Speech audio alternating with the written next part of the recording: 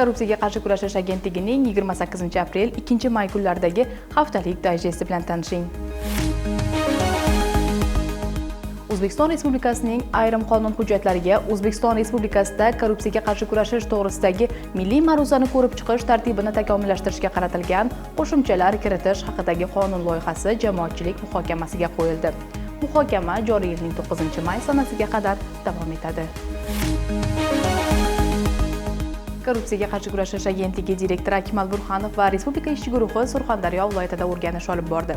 O'rganish davomida viloyatning Angor, Qiziriq va Sherobod tumanlaridagi tibbiyot muassasalarida pullik va bepul tibbiy xizmatlar ko'rsatish, dori-darmonlar bilan ta'minlash, ishga qabul qilish va davlat xaridlari bo'yicha korrupsion omillar aniqlandi.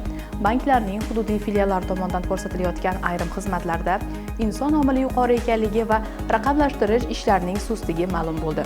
Ochiq tanlovlar yetarlicha tashkil etilmagani va aholiga bo'sh ish o'rinlari haqida ma'lumotlar o'z vaqtida va to'liq yetkazilmayotganligi tanqid qilindi. Aniqlangan kamchiliklarni samarali hal etish bo'yicha mas'ullar bilan birgalikda zarur chora-tadbirlar belgilab olindi. Agentlik direktori o'rinbosari Umid Mavlyanov boshchiligidagi Respublika idoralararo ishchi guruhi Qashqadaryo viloyatining Qarshi shahri, Chiroqchi, Ko'ktala, Yakkabog' va G'uzor tumanlarida o'rganish olib bordi. O'rganishlar davomida hududdagi sog'liqni saqlash, bandlik, bank, qurilish, kadastr va maktabgacha ta'lim sohalarida korrupsiyaning oldini olishda bajarilayotgan ishlar bilan yaqindan tanishildi. Qayd etish joiz, ushbu o'rganish mobaynida korrupsiya xavfi yuqori bo'lgan sohalardagi 65 ta hududiy bo'linma va mahallalar faoliyati qamrab olindi. Davlat xaridlari va boshqa sohalarda o'tkazilgan o'rganishlar yuzasidan vazirlik idoralariga 5 ta taqdimnoma, Raqobatni rivojlantirish va iste'molchilar huquqlarini himoya qilish qo'mitasiga 2 ta, Iqtisodiy jinoyatlarga qarshi kurashish departamentiga 4 ta so'rovnoma yuborildi.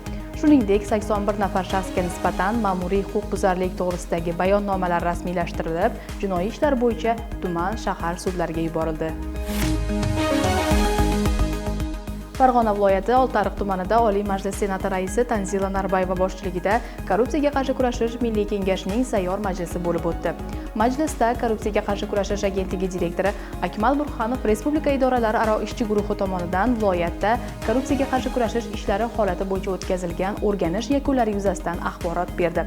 Mas'uliyatsizlikka yo'l qo'ygan rahbarlarga nisbatan qat'iy chora ko'rish bo'yicha milliy kengashga taklif kiritildi. 8 ta normativ huquqiy hujjat loyihasi korrupsiyaga qarshi ekspertizadan o'tkazildi. Korrupsiyaga qarshi kurashish agentligi tomonidan IT Park, Yangi O'zbekiston universiteti va Navoiy kon metallurgiya kombinati aksionerlik jamiyati hamkorligida korrupsiyaga qarshi kurashish hakkatoni tashkil etildi. Tanlovda 3 kun mobaynida yosh dasturchilar ochiq ma'lumotlardan foydalangan holda korrupsiyaga qarshi samarali va innovatsion yechimlar, dasturiy ta'minotlar, onlayn platformalar ishlab chiqish bo'yicha yakka va jamoaviy holda o'zaro bellashdi.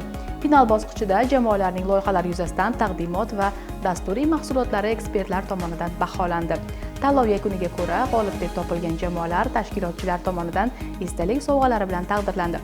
Shuningdek, g'olib jamoa joriy yilning sentyabr oyida Gonkongda bo'lib o'tadigan Osiyo yoshlar korrupsiyaga qarshi kurashish hakkatonida O'zbekiston nomidan ishtirok etish imkoniyatini qo'lga kiritdi.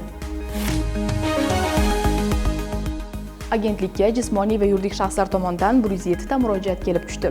Agentlikning qo'l markazi 12.3 ga jismoniy va yuridik shaxslar tomonidan yo'llangan 63 ta murojaatga huquqiy yo'nalish va tushuntirishlar berildi. Agar siz korrupsiyaga duch kelsangiz, agentlikning qo'l markazi 12.3 yoki yantikor.uz platformasi orqali murojaat qilishingizni so'raymiz.